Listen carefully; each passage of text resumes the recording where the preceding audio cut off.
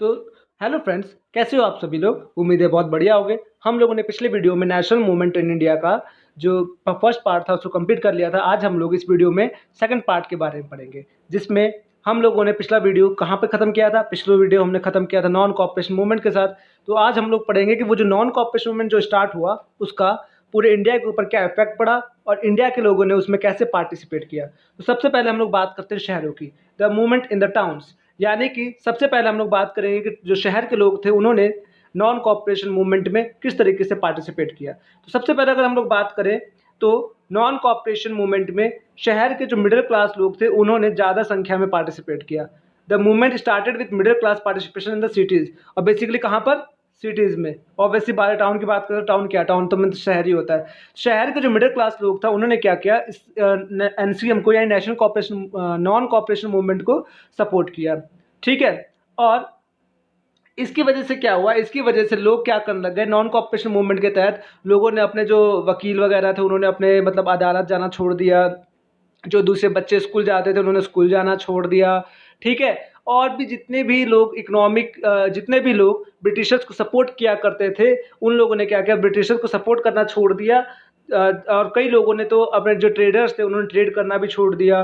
ठीक है। और इसका अगर हम लोग बात करें तो इस नॉन कॉपरेशन मूवमेंट के चलते, यानी जो ब्रिटिशर्स को सपोर्ट नहीं किया जा रहा था उन सब चीज़ों के चलते जो इकोनॉमिक कंडीशन थी उसके ऊपर बहुत ज़्यादा फर्क पड़ा था। Effect of non cooperation on the economic front were more dramatic. यानी कि जैसे हम लोग बात करते हैं लिक्वायर की, ठीक है, जैसे कि आपके शराब वगैरह की दुकान हो गई तो उसका भी क्या क्या क्या किया जाने लग गया, उसका भी बॉयकॉट किया जाने लग गया। ठीक है।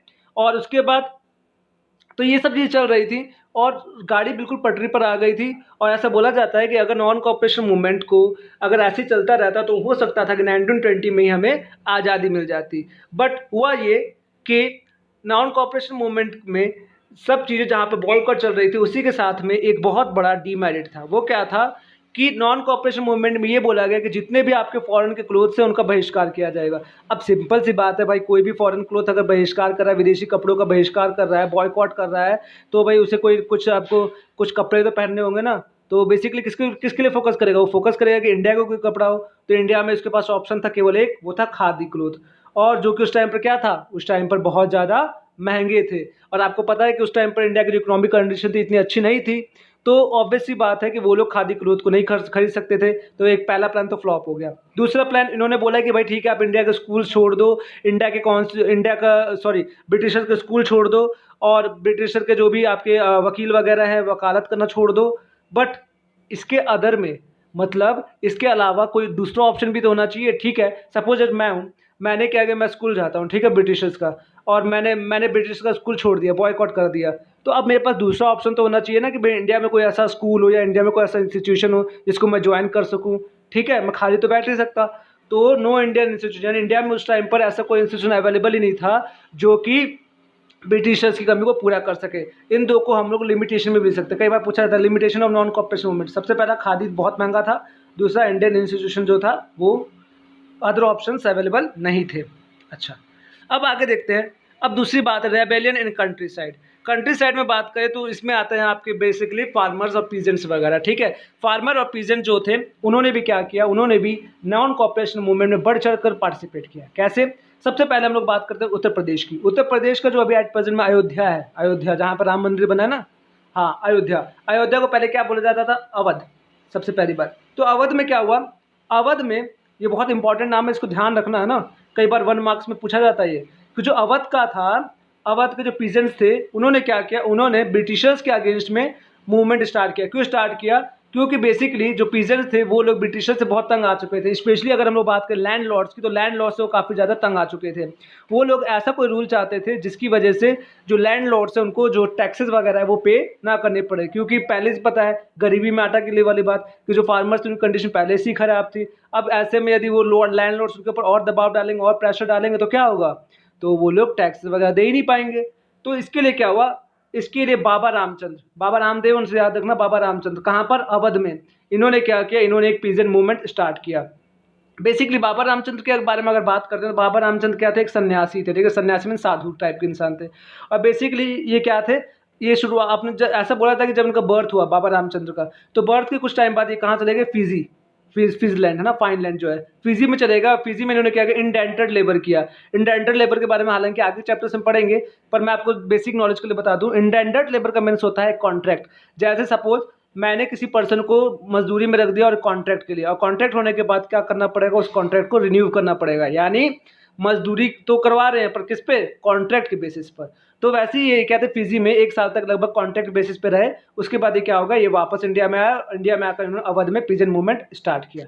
अच्छा, अब इसके बाद क्या होता है, अक्टूबर 1920 ये सब चीज़ चल रही थी। इसी बीच अक्टूबर 1920 में क्या हुआ, अक्टूबर 1920 से पहले मैं आपको कुछ बैकग्राउंड बताता हूँ कि जुलाई 1920 में जब ये बात जवाहरलाल नेहरू जी, जो हमारे इंडिया के फर्स्ट प्राइम मिनिस्टर थे जवाहरलाल नेहरू जी, उनके कानों में ये इन्फॉर्मेशन पहुंची कि बाबा रामचंद्र नाम का कोई पर्सन है जिसने अवध में पीजेंट मूवमेंट स्टार्ट कर रखा है। तो ये लोग क्या गए, जवाहरलाल नेहरू जी मतलब विलेज का दौरा करने के लिए गए, विलेज को टूर करने के लिए गए और देखने गए कि भाई वहाँ की जो कंडीशन है वो कैसी है। तो बेसिकली जब वो देखे वहाँ का, तो उनको भी बड़ा दुख हुआ। उनको बोला कि यार वाकई में जो फार्मर्स है वो क्या है, काफ़ी ज़्यादा वर्स्ट कंडीशन में रह रहे हैं, यानी काफ़ी ज़्यादा पुअर कंडीशन में रह रहे हैं। तो फाइनली अक्टूबर 1920 में जवाहरलाल नेहरू, बाबा रामचंद्र जो कि पहले थे, और कुछ इंपॉर्टेंट लोगों ने मिलकर एक किसान सभा बनाई, जिसको कहते हैं अवध किसान सभा। इसको कई बार औद किसान सभा भी बोलते हैं, ठीक है, वो एक ही चीज़ है। औद किसान सभा हो या अवध किसान सभा हो, एक ही बात है। किसने बनाई, जवाहरलाल नेहरू, बाबा रामचंद्र। कब बनाई, अक्टूबर 1920 में। कहाँ, अवध में। ठीक है, ये एक पार्ट हो गया। अब वहीं दूसरे पार्ट की बात करें तो धीरे धीरे ये जो क्रांति की लहर थी, ये जो मोटिवेशन था, वो सब लोगों को मिलता रहा। और अब हम लोग पहुंच गए आंध्र प्रदेश। और आंध्र प्रदेश में जो गुड्डम हिल्स थी, यानी गुड्डम हिल्स मीन्स गुड्डम की पहाड़ियाँ जो थी, ठीक है, गुड्डम हिल में जो वहाँ के फार्मर्स थे, उन्होंने क्या किया, ब्रिटिशर्स के अगेंस्ट में रिवॉल्ट करना स्टार्ट किया। पर यहाँ पर एक बहुत ही एक मतलब नई टेक्निक देखने को मिली। वो क्या थी, गुरिल्ला प्रैक्टिस। अब ये क्या है, आप बोलोगे सर इसमें गुरिल्ला होता है क्या, गुरिल्ला अटैक करता है? नहीं नहीं नहीं, गुरिल्ला अटैक नहीं करता। आप लोगों ने अपने प्रीवियस क्लासेस में पढ़ा होगा छत्रपति शिवाजी के बारे में, वो इस टेक्निक का बहुत ज़्यादा यूज़ किया करते थे। गुरिल्ला टेक्निक होता है, जैसे कि कोई भी सामने से आ रहा है तो आप क्या कर सकते हो, आप एकदम गुरिल्ला की तरह क्या करो, उसके ऊपर झपट्टा मार दो, ठीक है। जैसे आपने तानाजी मूवीज वगैरह में भी देखा होगा, क्या होता है कि पहाड़ के ऊपर कुछ लोग बैठे रहते हैं और जैसे ब्रिटिशर नीचे से गुजर रहे होते हैं तो क्या होता है, ऊपर से तेल की कढ़ाई फेंक दी उनके ऊपर, या खुद उनके ऊपर झपट्टा मार दिया, ठीक है, रस्सी रस्सी बांध दी नीचे, और वो लोग नीचे रस्सी के सारे नीचे आए और एकदम से उनके ऊपर अटैक कर दिया, जिससे उनको तैयारी का टाइम नहीं मिल पाता था। तो वैसे ही आंध्र प्रदेश के जो पीजन थे, उन्होंने गुरिल्ला मूवमेंट स्टार्ट किया। और जब कभी लैंडलॉर्ड्स वगैरह टैक्स वगैरह लेने आते तो उनके ऊपर क्या करते थे वो लोग, 1920s में वो लोग क्या करते थे, उनके ऊपर अटैक कर दिया करते थे, ठीक है। और इसके बाद अगर तीसरे की बात करें तो तीसरे में एक बहुत ही इंपॉर्टेंट पर्सन का नाम आता है, जो है अल्लूरी सीताराम राजू, ASR, अल्लूरी सीताराम राजू। ये बहुत ही इंपॉर्टेंट पर्सन हुए। और ऐसा बोला जाता है कि अल्लूरी सीताराम राजू जो थे, इनके पास क्या थी, बहुत ज़्यादा स्पेशल पावर थी और मैजिकल पावर थी। ऐसा बोलते थे खुदा के बंदे, यानी भगवान ने इनको भेजा है। और इनके पास ऐसी ऐसी पावर्स हैं कि किसी की भी मन की बात को समझ सकते हैं। और सबसे बड़ी बात, ये कभी भी भविष्यवाणी कर सकते हैं कि कल क्या होने वाला है, आज क्या होने वाला है। तो ऐसी सुपर नेचुरल पावर के साथ अल्लूरी सीताराम राजू भी इस पीरियड मूवमेंट में आगे आए। अच्छा, अब उसके बाद तीसरा जो पॉइंट आता है वो आता है प्लांटेशन। प्लांटेशन जैसे कि आप लोग देखते हो असम वगैरह में टी का प्लांटेशन किया जाता है। प्लांटेशन मीन्स होता है प्लांट उगाना, नहीं। प्लांटेशन मीन्स होता है, सपोज आपने क्या किया, आपके पास एक बहुत बड़ा लैंड है, उसमें क्या किया आपने किसी की मजदूरी को लेकर लेबर के रूप में क्या किया, वहाँ पर एक छोटे छोटे प्लांट्स लगाने स्टार्ट कर दिए, ठीक है। एक लार्ज एरिया में छोटे छोटे जब आप प्लांट्स लगाने स्टार्ट कर देते हो तो उसे प्लांटेशन कहते हैं। जैसे असम वगैरह में टी का प्लांटेशन होता है, कॉफ़ी का प्लांटेशन होता है, बागानी कहते हैं जिसको हिंदी में, है ना, चाय की बागानी। वो लोग क्या करते हैं, वो लोग छोटे छोटे जो चाय के प्लांट्स होते हैं उसको लगाते हैं, फिर जब बड़े हो जाते हैं तो उनके पत्तों को तोड़कर चाय पत्ती वगैरह बनाते हैं। तो वैसे ही क्या हुआ, जब प्लांटेशन के जो वर्कर्स थे, ब्रिटिशर्स ने क्या किया, सबसे पहले बैकग्राउंड जानते हैं। ब्रिटिशर्स ने 1859 में एक एक्ट लाया जिसे बोलते हैं इनलैंड इमाइग्रेशन एक्ट। एक नंबर में पूछा जाता है क्वेश्चन ये कि इनलैंड इमाइग्रेशन एक्ट क्या था। इनलैंड इमाइग्रेशन एक्ट 1859 में लाया गया, जिसके तहत ये बोला गया कि जो प्लांटेशन में जो वर्कर्स हैं जिनकी खुद की लैंड थी, उनको ब्रिटिशर्स ने ऐसा मतलब ऑर्डर दिया कि वो लोग क्या है, वो लोग अपनी मर्जी से प्लांटेशन का एरिया तब तक नहीं छोड़ सकते जब तक कि ब्रिटिशर उनको परमिशन ग्रांट ना करे। तो इसकी वजह से जो प्लांटेशन के वर्कर्स थे उनको लगा कि अरे यार ये क्या, ये तो मेरी ज़मीन पर ही अपनी मनमानी चला रहा है। तो इसके लिए क्या हुआ, इसके लिए इन्होंने भी, जो प्लांटेशन वर्कर्स थे, उन्होंने भी क्या किया, मूवमेंट करना स्टार्ट किया। और बेसिकली जो प्लांटेशन के वर्कर्स थे वो लोग बिलीव करते थे गांधी राज में। उनका ऐसा मानना था कि एक टाइम ऐसा आएगा जब महात्मा गांधी जी की तरह सभी लोग एक अच्छे रास्ते पर चलेंगे और जो लैंड है उसको रीडिस्ट्रीब्यूट किया जाएगा हम लोगों के बीच में, और हम सभी लोगों को क्या है, हम सभी लोगों को इक्वलिटी के साथ ट्रीट किया जाएगा। चलो अब आगे देखते हैं। अब आगे जो है हमारा वो है टूवर्ड सीडीएम यानी सिविल डिसोबीडियंस मूवमेंट। अब नॉन कॉपरेशन मूवमेंट का यहाँ तक खत्म। अब क्या होता है सिविल डिसोबीडियंस मूवमेंट, सीडीएम, सविनय अवज्ञा आंदोलन। हाँ, सविनय अवज्ञा आंदोलन। तो ये बेसिकली कैसे स्टार्ट हुआ, इसके बैकग्राउंड के बारे में आज पढ़ेंगे और कल जो है नेक्स्ट पार्ट में इसकी डिटेल पढ़ लेंगे। टूवर्ड सीडीएम बेसिकली बात करें फरवरी 1922। इससे पहले मैं बता दूं आपको 1921 में क्या हुआ था। 1921 में जब ये नॉन कोऑपरेशन मूवमेंट पूरे इंडिया में फैल चुका था तो 1921 में क्या हुआ, 1921 में चोरा चोरी कांड हुआ। ठीक है, चोरा चोरी कांड, छोरा छोरी मत बोलना, चोरा चोरी है ना। चोरा चोरी कहाँ है, यूपी में गोरखपुर के पास। मैप पे पूछता है कि चोरा चोरी कहाँ पर है, तो कहाँ, उत्तर प्रदेश में गोरखपुर के पास में। ठीक है भाई, तो चोरा चोरी जो कांड था उसमें क्या हुआ, उसमें जो कुछ गुस्से वाले लोग थे, जो भीड़ थी गुस्से वाली, उन्होंने क्या किया, एक पुलिस स्टेशन को जला दिया जिसमें 21 जो पुलिसमैन थे वो मारे गए। जब इसकी इन्फॉर्मेशन महात्मा गांधी जी को लगी तो महात्मा गांधी ने सोचा कि यार मैंने तो ऐसा कुछ सोचा ही नहीं था कभी कि ऐसा कुछ होगा। तो इसके चलते उन्होंने क्या किया, उन्होंने बोला कि आज से जो सिविल डिसोबीडियंस मूवमेंट है उसको हम लोग खत्म करते हैं। अच्छा, तो सिविल डिसोबीडियंस मूवमेंट को खत्म करने के पीछे एक वायलेंस तो रीजन था ही था। इसके अलावा यदि हम लोग बात करें तो इसके अलावा एक और रीजन था। वो रीजन ये था कि कांग्रेस के कुछ लीडर्स जो थे, within the Congress some leader were want to participate in the elections to the provincial councils that had been set up in the government act of India 1900। कुछ लोग ये थे, कुछ लोग ये बोलते थे कि भाई 1919 में गवर्नमेंट ऑफ इंडिया एक एक्ट लाया गया, सॉरी 1919 में एक एक्ट लाया गया जिसका नाम था गवर्नमेंट ऑफ इंडिया एक्ट। इसमें ये बोला गया कि अब से क्या करेंगे, अब से हम लोग रेगुलर बेसिस पे इलेक्शन करवाएंगे। तो वैसे ही इलेक्शन वहाँ पे होने वाले थे जिसमें जो कांग्रेस के कुछ लीडर्स थे पार्टिसिपेट करना चाहते थे। जबकि नॉन कॉपरेशन मूवमेंट में क्या था, नॉन कॉपरेशन मूवमेंट में तो साफ बात करेगी थी हम बॉयकॉट करेंगे, तो बॉयकॉट करने से इनको मौका मिल ही नहीं पाता। ठीक है, तो इन सब चीज़ों को चलते हुए फरवरी 1922 में महात्मा गांधी जी ने बोला कि बहुत हो गया, अब मैं अपना नॉन कॉपरेशन मूवमेंट क्या करता हूँ, वापस लेता हूँ। अब इसके बाद क्या होता है, इसके बाद यदि हम लोग बात करें तो दो लीडर थे कांग्रेस के जिन्होंने क्या किया, जिन्होंने अपनी एक अलग से पार्टी बनाई। क्यों बनाई, इसके पीछे क्या रीज़न था मैं बताता हूँ। देखो बेसिकली जो था, एक दल, कुछ लीडर्स कांग्रेस के ये चाहते थे कि जो नॉन कॉपरेशन मूवमेंट हुआ है उसी की तरह जो मूवमेंट है उसको कंटिन्यू रखा जाए, और कुछ लोग ये चाहते थे कि नॉन कॉपरेशन मूवमेंट जो हुआ है ना उसको अब बंद कर दिया जाए और जो ब्रिटिशर्स है उनको सपोर्ट किया जाए और एक डोमिनेंट स्टेटस यानी कि ब्रिटिशर्स को इंडिया में रहने दिया जाए और क्या किया जाए, और उनके साथ में मिल बैठकर रूल किया जाए और उनसे केवल इतनी रिक्वेस्ट की जाए कि वो हमें इक्वलिटी दे दे। इसको लेकर दो लीडर थे, चित्तरंजन दास, सीआर दास और मोतीलाल नेहरू। ये लोग इसके अगेंस्ट में थे, बोलते थे ना ब्रिटिशर से सपोर्ट नहीं मांगना है हम लोगों को, हम लोग क्या जैसा मूवमेंट चल रहा है इससे भी बड़ा मूवमेंट हम लोग चलाएंगे और टोटल एक्शन करके हम लोग क्या करेंगे, हम लोग सॉरी एक मिनट ना, एक मिस्टेक हो गई, सॉरी। देखो क्या हुआ, बेसिकली कुछ लीडर्स थे जो कि क्या थे, जो कि इलेक्शन लड़ने के फेवर में थे, मैंने बताया आपको। और कुछ लोग ऐसे थे जो कि क्या थे, जो कि इलेक्शन लड़ने के फेवर में नहीं थे। ठीक है, तो जो इलेक्शन लड़ने के फेवर में थे उन्हीं में से एक थे जिनका नाम था चित्तरंजन दास और मोतीलाल नेहरू। ठीक है, तो चित्तरंजन दास और मोतीलाल नेहरू ने क्या किया, अपनी एक अलग से पार्टी का फॉर्मेशन किया, कांग्रेस से अलग होकर अपनी एक अलग पार्टी बनाई जिसका नाम था स्वराज पार्टी। और स्वराज पार्टी के नाम से इन्होंने क्या किया, इलेक्शन लड़ा। ठीक है, इलेक्शन लड़ा और बाकी जो लीडर्स थे उन्होंने क्या किया, इसको सपोर्ट नहीं किया। चलो अब आगे देखते हैं हम लोग इकोनॉमिक डिप्रेशन। ठीक है, अब इकोनॉमिक डिप्रेशन क्या होता है भाई। इकोनॉमिक डिप्रेशन बेसिकली क्या हुआ, जैसा हमने देखा था फर्स्ट चैप्टर में, इकोनॉमिक हार्डशिप की वजह से क्या हुआ था, लाखों लोग जो बेरोजगार हो गए थे।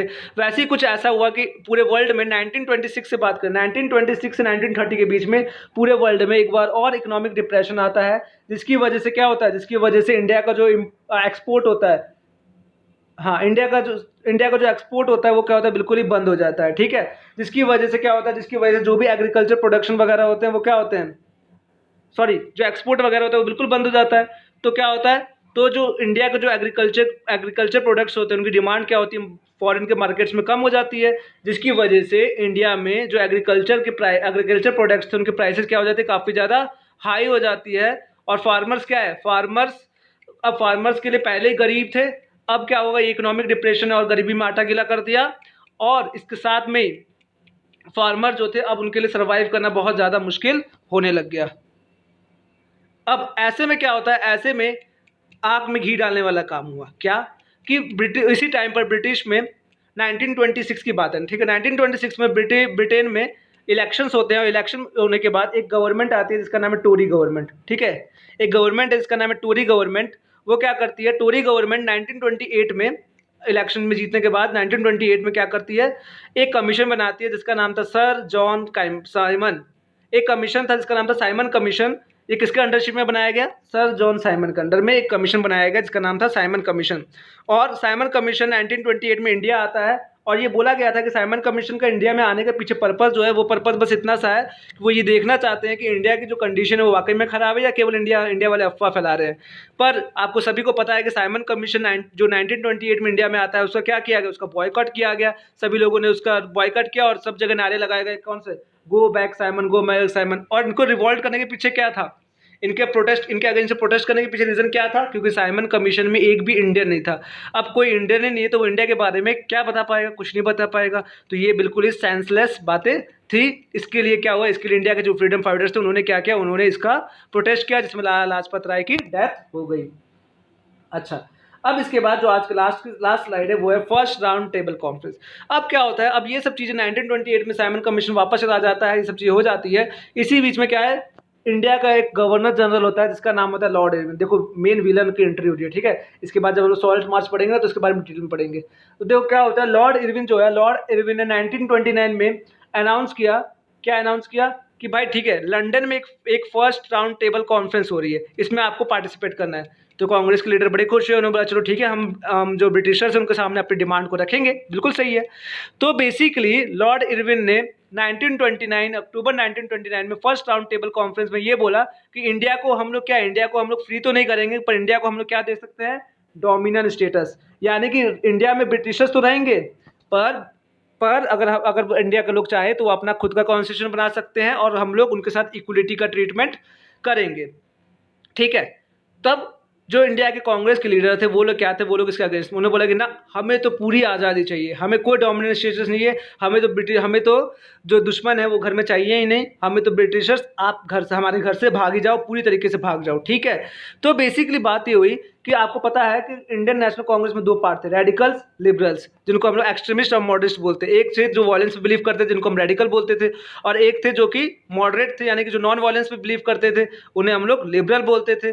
तो बेसिकली तो जो ये आपके फर्स्ट राउंड टेबल कॉन्फ्रेंस में जो आपको किया गया ना, क्या इस प्रस्ताव का विरोध किया गया ना डोमिनेंट स्टेटस का, उसमें सबसे इंपॉर्टेंट रोल था रेडिकल्स का। और दो लोग सबसे इंपॉर्टेंट, जवाहरलाल नेहरू एंड सुभाष चंद्र बोस, सबसे दो इंपॉर्टेंट लीडर्स थे जिन्होंने इसका क्या किया, इसका प्रोटेस्ट किया। हालांकि लिबरल लोग जो थे, जो कांग्रेस के लिबरल लोग थे, जो नॉन वायलेंस वाले थे, वो तो इनकी बात मानने को तैयार थे। पर क्या हुआ, पर धीरे करते करते अब क्या हो गया, अब जो लिबरल लोग थे वो लोग क्या करने लग गए, उनका जो प्रभाव था वो धीरे धीरे खत्म होने लग गया और जो रेडिकल्स उनका प्रभाव बढ़ने लग गया। इसी बीच दिसंबर 1929, ये बहुत इंपॉर्टेंट डेट है, याद रखना। दिसंबर 1929 में लाहौर में जवाहरलाल नेहरू की अध्यक्षता में, यानी जवाहरलाल नेहरू की प्रेसिडेंसी में इंडियन नेशनल कांग्रेस की एक मीटिंग हुई, ठीक है। एक इंडियन नेशनल कांग्रेस की मीटिंग हुई दिसंबर 1929 में, जिसकी लीडरशिप कौन कर रहे थे, जवाहरलाल नेहरू। और इसमें डिक्लेयर किया गया, इसमें डिमांड की गई पूर्ण स्वराज की, यानी कि प्योर इंडिपेंडेंस, कंप्लीट इंडिपेंडेंस, यानी कि हमें अब आधी अधूरी इंडिपेंडेंस नहीं चाहिए, अब हमें ब्रिटिशों को पूरी जड़ से यहाँ से भगाना है। तो 1929 दिसंबर 1929 में ये डिक्लेयर किया गया कि क्या, कि पूर्ण स्वराज, अब हमें पूर्ण स्वराज चाहिए। और इसी टाइम पर लाहौर में ये कॉन्फ्रेंस हुई थी, वो कहाँ पर हुई थी, लाहौर में, ठीक है। कहाँ हुई थी, लाहौर में, दिसंबर 1929 में, ठीक है। और इसमें पूर्ण स्वराज की डिमांड की गई। और बेसिकली इसी में जो हमारे कॉन्स्टिट्यूशन का जो मिलता है ना preamble, we the people of India, वो यहीं से लिया गया, यहीं पर ऑब्जेक्टिव रिजोल्यूशन जो था उसको पास किया गया था। हालांकि आगे देखते हैं। फिर 26 जनवरी 1930 को ये डिक्लेयर किया गया कि 26 जनवरी 1930 को पूरे इंडिया में क्या मनाया जाएगा, इंडिपेंडेंस डे। क्यों, क्योंकि इस टाइम से पूर्ण स्वराज जो है वो पूरे इंडिया में लागू हो जाएगा और इसके लिए हम लोग एक नया मूवमेंट चालू करेंगे। और फिर फाइनली 1931 में इलाहाबाद में, ये प्लेसेस जरूर याद रखना आप लोग, मैप में कई बार पूछता है 3 नंबर का, कई बार क्या पूछेगा, ये 100% पूछेगा, तो इसको याद रखना। इलाहाबाद में 1931 में क्या हुआ, कांग्रेस का एक नया कह सकते हो नया अधिवेशन हुआ, नई मीटिंग हुई, इसमें ये डिसाइड किया गया कि अब हम लोग क्या करेंगे, अब हम लोग सिविल डिसोबीडियंस मूवमेंट को स्टार्ट करेंगे। उससे पहले सॉल्ट सत्याग्रह स्टार्ट किया गया, उसको हम लोग नेक्स्ट पार्ट में देखेंगे। अब ये हार्डली आपका 2 पार्ट और आएंगे तो ये वीडियो कंप्लीट हो जाएगा। एक या 2 पार्ट और आएंगे तो वीडियो कंप्लीट हो जाएगा। उम्मीद है ये वीडियो अच्छा लगा होगा। अगर अच्छा लगेगा तो बिगिनिंग इंस्टीट्यूट ऐप के बारे में अपन फ्रेंड्स को भी बताइएगा। जिन्होंने इंस्टॉल नहीं किया है वो इंस्टॉल कर ले इसको, डाउनलोड कर ले इसको, और डाउनलोड करके यहाँ पर जो रेगुलर क्लासेस है उसका फ़ायदा उठाए। Thank you so much.